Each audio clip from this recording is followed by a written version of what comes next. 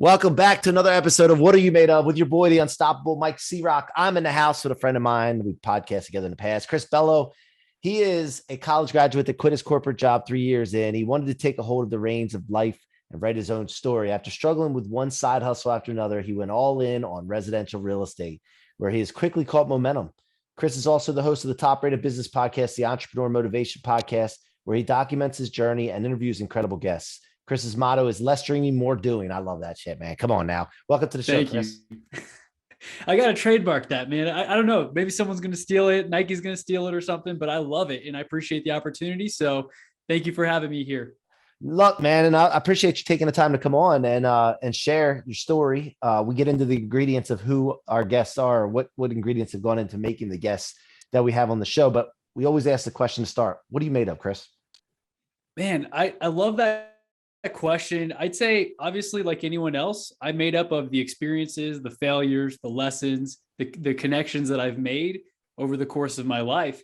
And that gives me hope because I can always change that, right? I can change my story. I can change my environment. I can change who is in my life, right? If I don't like the people around me, I can change the people around me, like I did when I moved from Houston to Denver this year, just to change my environment, to try something new.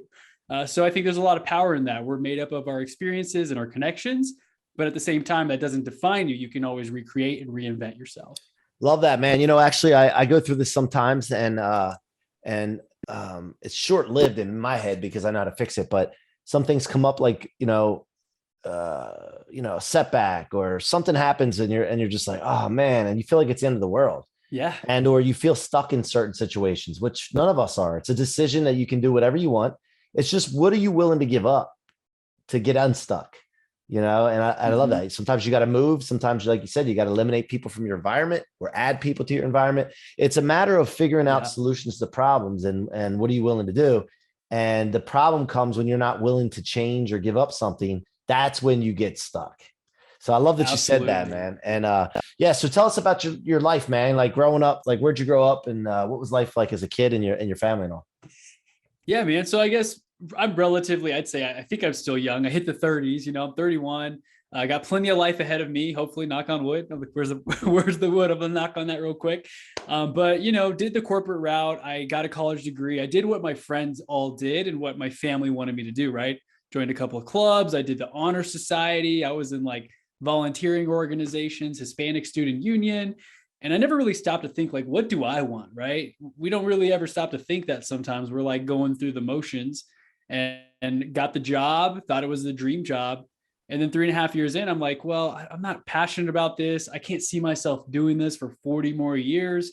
How do I get out of this rat race, right? I'm tired of literally sitting in a cubicle in Excel all day, talking to 4 people every single day, like 3 meetings a day. It was just it didn't sit well with me, especially the micromanagement component. And so like you read in the bio, I did quit the job. I pursued several side hustles that, weren't working. I got all the entrepreneur books. I listened to the podcasts and I'm trying to do 15 things at once, right? Serial entrepreneur. Mm-hmm. Obviously, none of them are working. I'm making like $5 here, losing 50 there. And it wasn't until I got very focused and made a decision like, hey, I'm going to become an expert in real estate that I started to actually see traction. I focused. I put the blinders on and I tuned out all the noise. And that's what I've been doing for the last several years, as well as the podcast, which of course I had you on. That was a fun conversation. We just passed 1 million downloads this year. So seeing some progress and momentum, and Awesome. It's been a fun journey, man. I can't wait to see what else happens. I'm just here for the ride. How many episodes in are you? 314, I think 317 was today's episode. And now, so do you remember like the first episode and then the first few, remember what that was like? Like, as you were, first of all, when you decided to have a podcast, like, what were your thoughts when you first started? Did you know anything about podcasting? Like, tell us about how that started. No, man. So I have a dog and 2 cats, and we were staying in this tiny house at the time. My now fiance, she was my girlfriend at the time. And, it was really echoey, like tile and wood floor, laminate flooring. So everything echoed.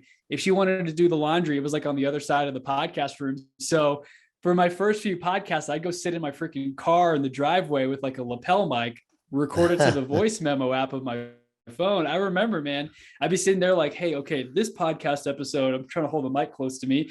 in this podcast episode, it was terrible, right? I'm just reading off of my notes at that point. I'm Yep. like, today's episode, I'm going to talk about, Tony Robbins and his motivational book. And it's changed so much since then, but you got to get started and get uncomfortable, right? It was through the reps that I became better at speaking impromptu, right off the cuff.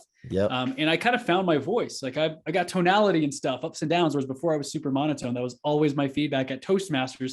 Great presentation, but you're really monotone, Chris. And I'm like, damn it, I don't know how to not be monotone. I guess I wasn't passionate about what I was talking about, maybe. Yeah. I mean, look, passion gets you out of that. Like, there's no way you can be monotone when you're passionate, excited about something or whatever, man. No way. No way. And it's also a transference of energy. Like when I have my podcast and when I go on other people's shows, I want to light their asses up. And I can't light people up. So I think it's that intention too. It's not just passion, but intention of what are you trying to accomplish, right? So absolutely. How has your life changed? And I'll get to the real estate in a second though, but like, because I know I'm asking these questions because I've been through this with the podcast and I know, but I'd love the audience to hear your take on this. But how's your life changed? What has happened to you and because of the podcast? And the podcast has opened so many doors, as I know has happened for you as well. The access that you get to people, you have the platform. You're not begging for their time. I'm not like, hey, can I please speak to you for 30 minutes? It's like, oh, you're reaching out to me. You'd like to be on my show. That's cool. That's an interesting dynamic, because if you've got a platform and people are coming out with books and they've got their, TV shows or whatever it is that they're coming out with, it's in their best interest to jump on a bunch of podcasts to promote it. So that automatically opens the door for you to get access to amazing people. I just had a podcast earlier today. Come to find out, that girl also lives in Denver. She just connected me to someone else who lives like 5 minutes from me. I'm like, cool. I'm going to have another podcast connection who's a business owner in town. And that's how the doors just get open to you, because you've got access to almost like this elite club. Like if you're a podcaster, we're on the same wavelength, and there's not a whole lot of us compared to YouTubers and bloggers and all those other things. Right. So that's what I've seen, man. I can almost reach out to anyone I've connected with and get an introduction if I need to, right? Ask a question to them. You get access to these people and you become friends. Mm-hmm. Yeah. And do you know the numbers on YouTubers versus podcasters? I don't know. I don't even know. When you mentioned that, I just thought about that. I'm like, man, I wonder what the ratio is. Man, I think I remember hearing this on a Smart Passive Income podcast with Pat Flynn. He was talking about the stats. I don't know the exact numbers.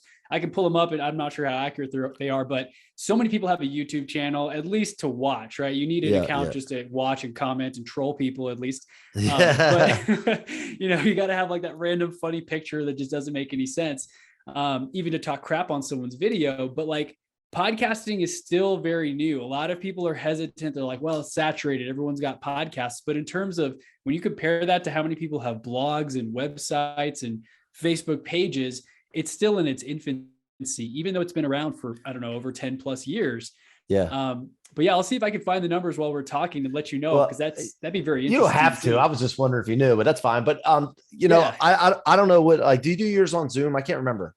Yeah, I do all mine on Zoom as well. I know there's StreamYard and, Zencaster and stuff, but I like the video component, and it's just easiest so far for me. Yeah, me too. But I'm moving to Fireside. So I just decided that the other day. I'm going to try it out.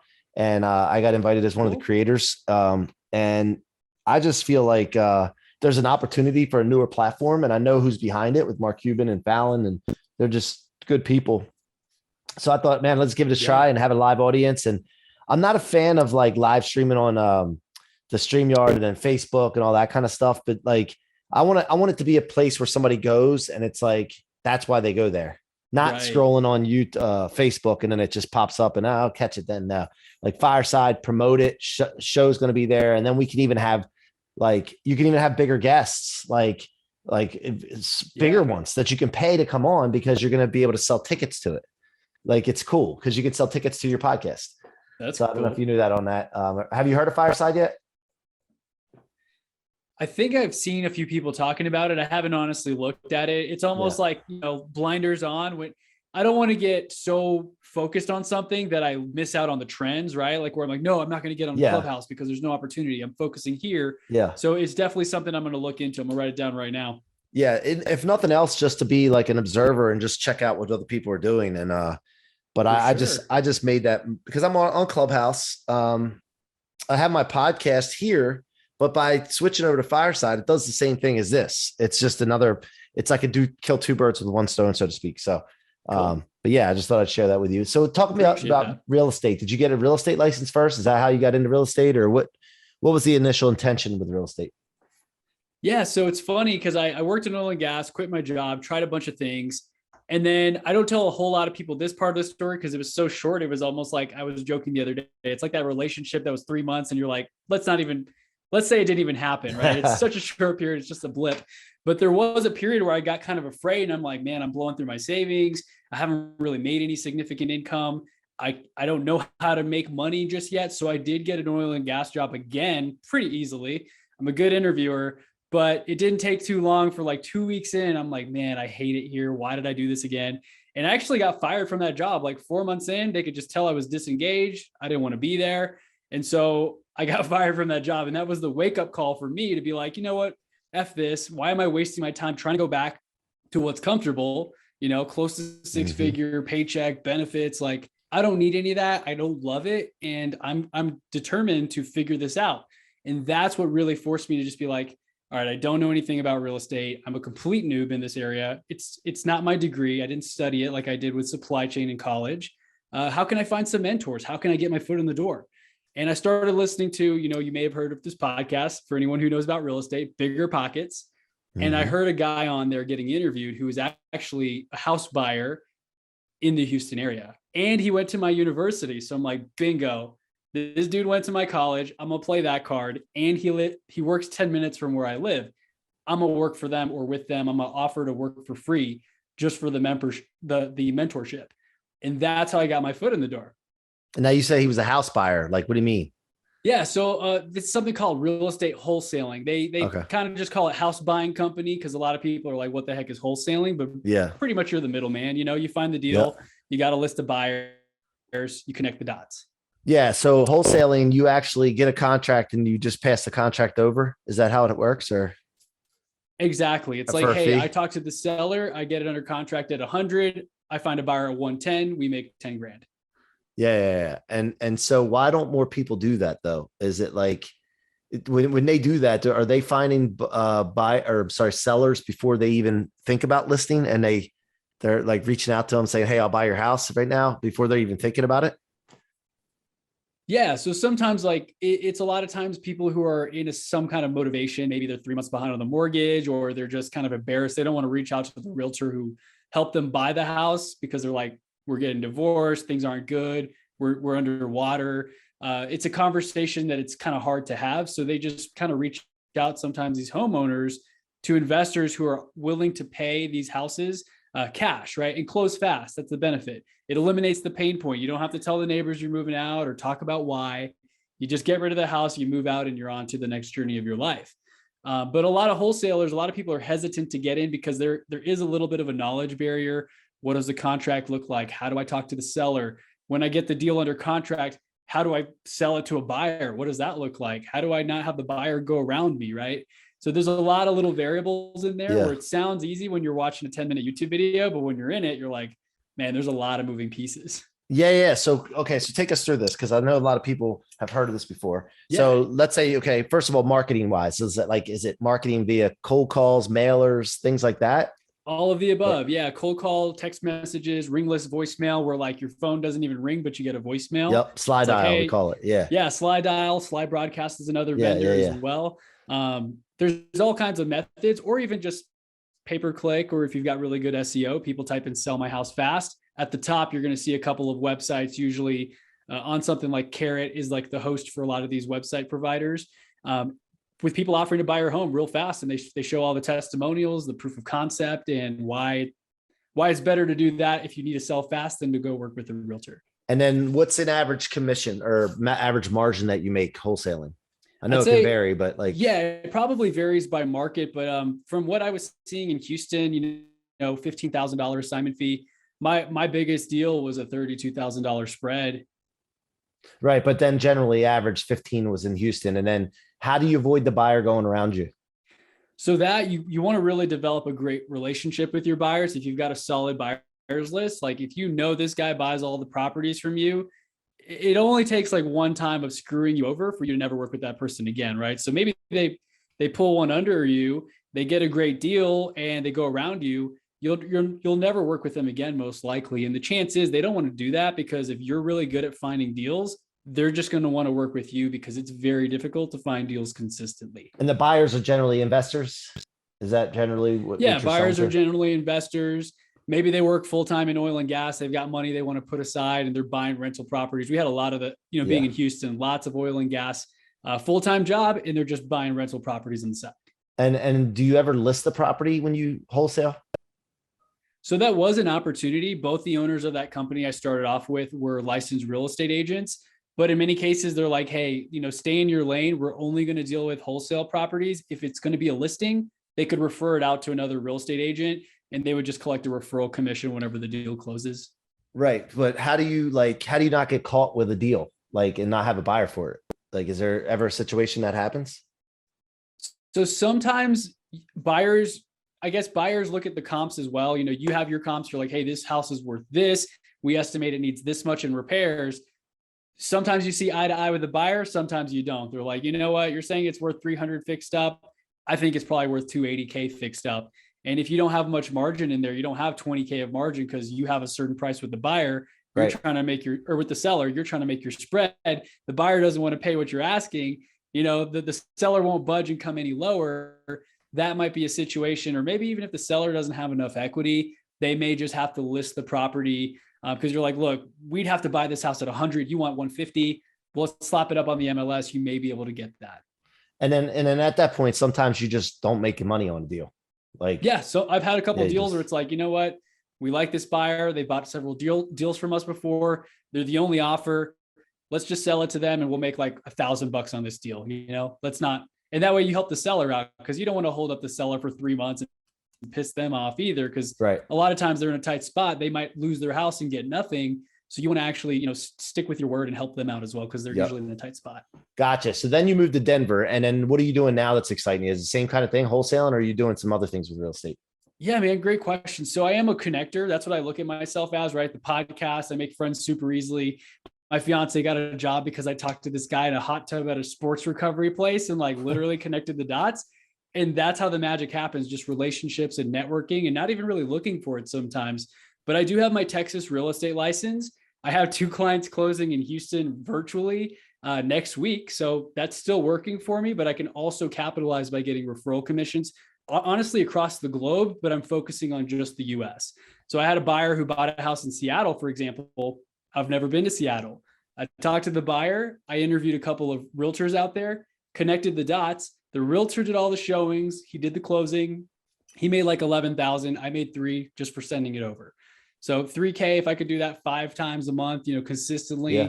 That's the hard part. You're always on the hamster wheel generating leads and trying to get more business. But that's the model where I'm like, that's super scalable. I can just have realtors across the nation helping clients out. As long as I'm the source of those leads, I can get a referral commission on the back end, which has been working out for me. Right. So, but that, again, you're still on the hamster wheel. So what's the vision for the future to avoid that and to scale out? What do you have your sights on for the future? Man, that is a great question. That is the struggle, because now I'm like, okay, I got a high paying job. I know how to close deals. Like one deal next week is going to be a 12K commission. Mm-hmm. That one kind of fell in my lap. So it is a hamster wheel, but it's still not requiring a whole lot of my time, which is a beautiful part. I've automated a lot in between. I've got people to show houses for me. I've got someone to write up the contracts for me. But I want to take all that cash and obviously invest into more investments that have cash flow, rental properties. We just moved out here recently, so I didn't know the market. I figured let's rent for a year, but we're pre-approved. We're looking for duplexes. We want to live in one side, do the house hacking thing, Airbnb out the other side where we're living for free, maybe clearing a couple $1,000 a month on that single duplex and just repeat that process. Right. So and are you licensed in Colorado? So I signed up for the school, but part of me is like, I don't really want to, because it goes against my bigger vision. I don't want to just be a realtor on the hamster wheel in Denver. And then in 5 years, if I want to move to like Indonesia for fun, I don't, everything dries up. I don't want that to happen. I'm trying to build it in a global sense from the get-go. Yeah. And then who are you with right now? Like you have your license with Texas license or no? You don't I'm have a with license. I'm with Keller Williams out in Houston. Yeah, Okay, Memorial I area. gotcha. Okay, cool. Yeah, that makes sense. But what about building up a real estate team, dude? Like, what about building out your That's own true, man. team? That's true. And then if I you want to love go that to idea. if you want to go to Bali, you go to Bali. You want to go wherever you want to go, but you build up a team, and then eventually you build a team so big that you don't have to do your own deals. That's exactly right. So I But it am takes doing work. that a little bit, but I guess I don't know if it's a millennial thing or just a mindset thing. I got to shift it. I think a lot of us, right, millennials have commitment. I saw a funny reel Yeah. on Instagram. It's like, so you want this, and it's pointing at like house. It's like, well, you got to do this, and it said commitment, and then like the millennials like, Yeah. ugh, you know? Yeah. So But dude, like, man, I don't know, man, because I like get it. Yeah, you got the ability to do it, and like, and man, I I'm gonna write mean, that down, man. if I That's a had to great go, idea. well, see, the reason I say this is like I was a loan officer. I was a real estate agent first, actually. Then I was a loan officer, and then I'm like, this is Cool. not big enough game for me. And then I started Right, building a team, and then before you know it, we had 50 employees, and I don't do loans anymore. So right. The team like, does. yeah, and so I can do other things to benefit everything. Like I'm in tech now. I'm doing, the podcast. I wrote a book, all that stuff, but I wouldn't be able to do that if I didn't build that Yeah, team out. It took work, right? It takes commitment. It takes time, but at the end of the day, right. if you do things the right way, man, like shoot, you set up mission, core values, and then and make There you sure everybody go. aligns with that, and then you roll, dude. I mean, that's me, but 100%. I'm just throwing this out there as something maybe No, I to love help that, you. man. I appreciate that for sure. I wrote it down. Build a team. I can still go anywhere. I can build that business and live virtually anywhere I want in the world. I have something up on the whiteboard. I mean, I wanted to launch a course or membership community like a year ago. I just saw Mhm. the memory come up. I did like a little webinar thing, but so many people have been like, dude, you got to teach people how to do this. There's so many agents out there that are doing every showing, every open house, every single Mhm. thing, and they're spending 6 hours where you've outsourced it all, and you're getting the same results, same 5-star review from the client without ever Yeah. leaving the house. Yeah. So that's on my mind as well, as just having some sort of membership community to teach others how to do what I've done. Yeah. And that could also be the scalable piece where, people have like a recurring monthly fee. We've got trainings and bring in people.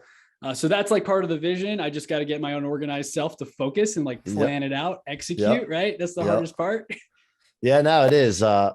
The action, right? Yeah. So, what, Yeah. like, as far as my audience, how can they engage with you or find you? Like, what's the best place to Yeah, I'm connect most with you? active on Instagram. So Chris Bello _ is my handle, or my website, chrisbello.com. You can check out the podcast, connect with me, shoot me a DM on Instagram. I'll reply pretty quickly in most cases. I'm happy to help however I can, man. And I really appreciate you having me on the show. Yeah. Thanks, Chris, for coming on. Thanks for having me on your show. I appreciate it. And look, dude, if you ever need anything, all you gotta do is reach out, man. I'm a helper. So I'd love to help you any way I Likewise. can. So you guys have been Thank you so listening to much. thank you, man. You've been listening to the What Are You Made Of podcast with your boy, the Unstoppable Mike C-Roc. Chris Bello is on his way to being unstoppable. He's just getting started, though. He's a young pup still, but look at that young face, man. Really, look at him. He's got so much time and like just to just blow up. And I know he's going to, but go support him. Go check him out on Instagram and keep coming back to the What Are You Made Of podcast. Bring your friends, family, coworkers, everybody, and get subscribing on their favorite podcast platform. And just one other thing, go check out that Blueprinted app. The Blueprinted platform is results oriented, step-by-step guides to achieve anything you want. That's BLOO printed.com/VIP. If you're a creator, expert, or know how to do something, go check it out. Until next time, be unstoppable.